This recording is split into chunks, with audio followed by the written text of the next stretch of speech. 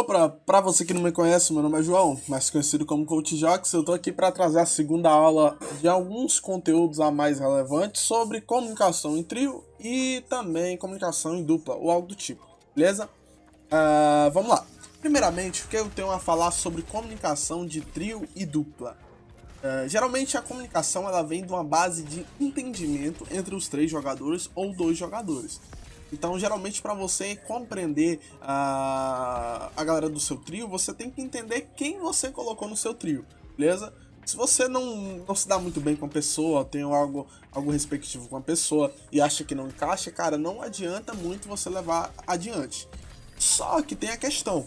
Tem muito trio, tem muito trio mesmo, e tem problema de autocomunicação. Como é que funciona? O trio joga bem pra caramba, só que tem um problema muito influente de autocomunicação. Isso se dá pelo fato de alguns jogadores não ter aquela voz muito ativa. Ah, não tem um IGL no trio, não tem um IGL no duo. Isso meio que influencia, entende? Então, geralmente se você tá um trio e esse trio ele não tem um IGL, isso é uma preocupação. Porque isso pode afetar em campeonatos, pode afetar na sua dupla, entre outras situações. Geralmente eu vivi muitas situações onde alguns trios que eu passava não tinham um IGL, ou dupla que eu passava não tinha IGL. Então eu sempre tomei essa posição desde pequeno. Jogo competitivo há cerca de 8 anos por aí, e geralmente eu comecei no competitivo por essa base de IGL. Gostava muito de estar nessa liderança, de estar muito nessa capacitação como uma pessoa que fala, tá entendendo? Uma pessoa que chama a responsabilidade na cal. Então, o que eu resolvi fazer? Pra ficar, tipo, interessante mesmo, mais autodinâmico. Eu comecei a puxar a comunicação de uma forma onde o meu trio me acompanhasse ou minha dupla acompanhasse, e isso foi adiante. Então, pra você que tá, pô, eu não sei o que fazer mais com o meu trio. A gente joga bem, mas parece que não funciona. Acredito que esse algo que não está funcionando seja a comunicação. É o ponto mais relativo do seu jogo, cara, é o ponto mais relativo do coletivo. O coletivo ele é influenciado dentro da comunicação. Geralmente também tem uma sequência de tipo, essa sequência vem do que? GL, suporte e fragger. Geralmente o fragger ele é o cara que tá adiante, ele é um cara capacitado mecanicamente e muito esquilado, então ele tem um jogo muito mais dinâmico, é um jogo mais de retensiva, de uma forma totalmente agressiva e meio que interagindo com outro trio, no caso o adversário, muito mais rápido, entende? Então você sempre tem que compreender como você pode capacitar essas três etapas. Geralmente no trio é baseado assim: suporte, IGL e juntamente tem um fragger. Geralmente o suporte, eu vou explicar um pouco para vocês como é a dinâmica de cada um. O suporte ele tem que ser um jogador mais retensivo. Como assim retensivo? Como você falou lá na primeira vez do frag também ser retensivo, Jox. Eu falo retensivo de uma forma onde o jogador seja dinâmico, ágil e também seja experiente nessa parte de suporte. Porque ele sempre vai ter que estar colado meio que na cola do fragger. Por quê? Porque geralmente o frag ele é um cara que ele não vai prestar atenção muito no minimapa, ou não vai prestar muita atenção na autocomunicação. Então o suporte ele tem que fazer a frente em base, que eu falo, a frente de dar aquele totalmente liberdade pro fragger e ajudar ele em qualquer situação. Então se você acha que você é um jogador dinâmico, joga bem, mas não encaixa muito naquela seu primeiro, já não loga, já não faz esse jogo mais de fragger, tá entendendo? Porque senão isso pode afetar no seu coletivo e juntamente pode afetar no trio. Eu já vi muito trio, cara, que troca todas as informações. Tipo, o cara que é pra ser GL, ele é frag, o cara que é pra ser suporte, ele é GL, o cara que é pra... Mano, não dá certo, tá ligado? Isso é uma dinâmica que tem que ser trabalhada. Porque geralmente, eu tô explicando isso em base trio e duo. Beleza? Geralmente um duo dá pra se jogar com um frag e um IGL, porque o IGL ele também faz esse supositivo de suporte. Geralmente o IGL, cara, tem muito trio que não sabe, eu vou explicar um pouco mais pra vocês. Geralmente, se você tem um IGL no seu time e você sente que ele não tá muito bem mecanicamente, é porque ele tá forçando muito mais a parte nociva dele. Isso é bem interessante. Obviamente não pode deixar escapar a parte mecânica, você tem que treinar a sua mecânica e compreender que o jogo também necessita disso. Você não pode fazer algo, eu sou IGL, eu sou só eu não treino minha mecânica. Não, você tem que entender um pouco mais e compreender como você pode utilizar esse ativo, beleza? Vamos lá. Por base, o que é que eu posso falar pra vocês? Em relação ao IGL, vou pra base de IGL aqui agora. O IGL ele tem que ser um cara capacitado mentalmente. Por quê? Porque ele é um cara que ele vai ser muito bombardeado, mano, muito bombardeado. Acredito que tem alguma pessoa aqui que tá vendo esse vídeo e seja IGL. Cara, você tem que compreender que é normal você ser totalmente bombardeado. Porque se você acerta, eles te dão elogios. Se você não acerta, você é criticado. Tá entendendo? Então você tem que compreender como você vai reagir diante dessa situação. Ser bombardeado é totalmente normal, porque você acaba corrigindo aquele erro. O problema que não pode acontecer é você se limitar por causa daquele bombardeamento.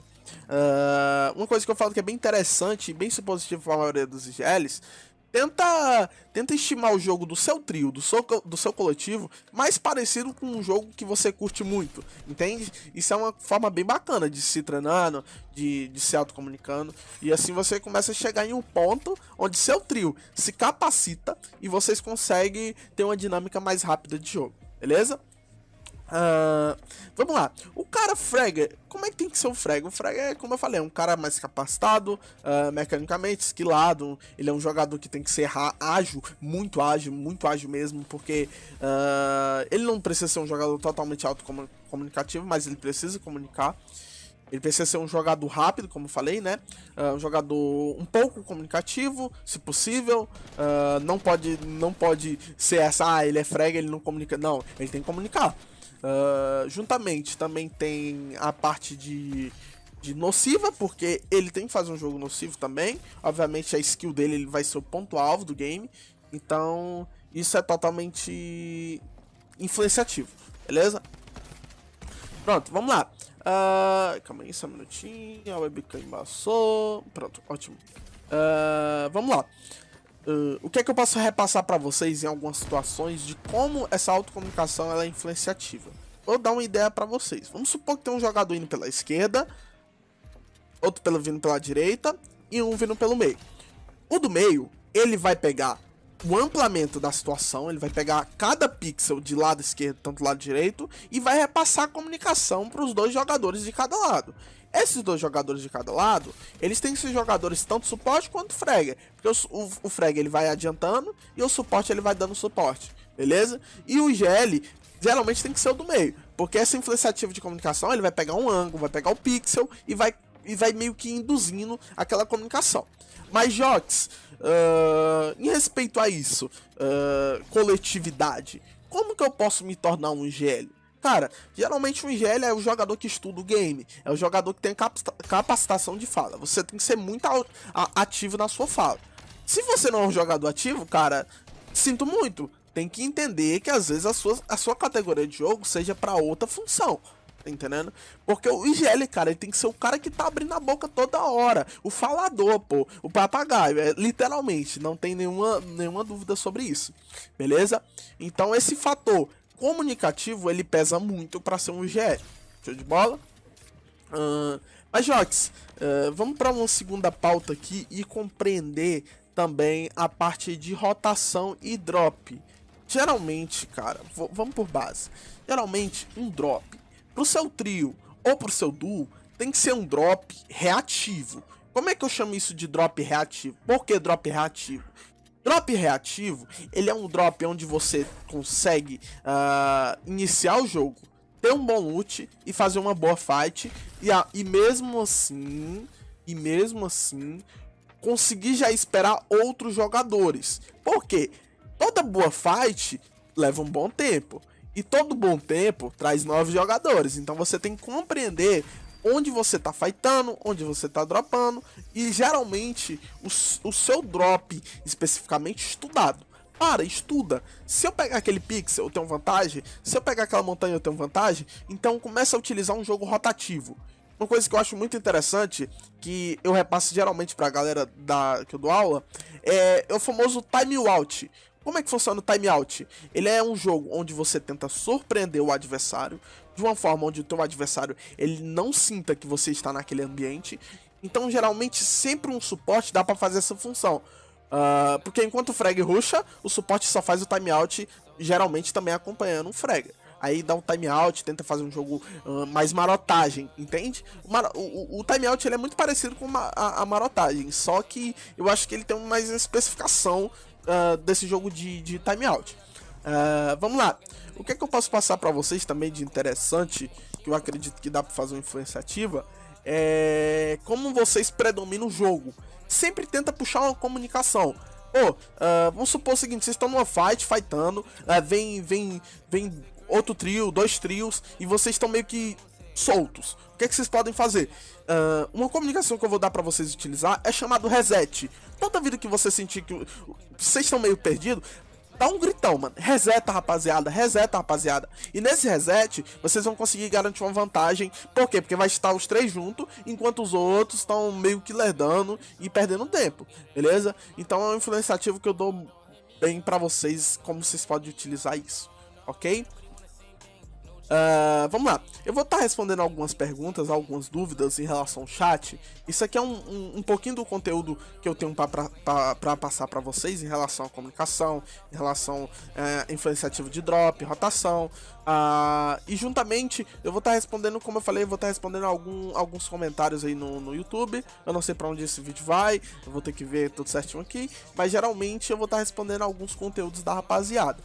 Esse é um conteúdo mais privativo, mais minimalista, de uma forma onde vocês consigam entender um pouco mais do meu trabalho. Geralmente vai ter aulas práticas, tudo certinho aí, e a gente vai trazer um conteúdo bem bacana, beleza?